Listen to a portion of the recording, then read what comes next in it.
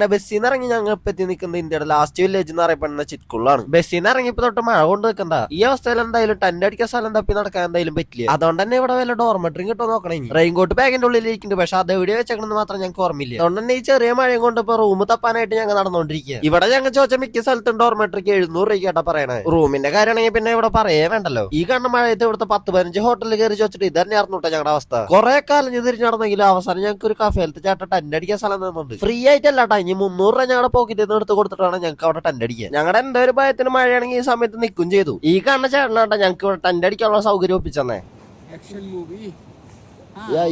Mohanlal, Mammootty,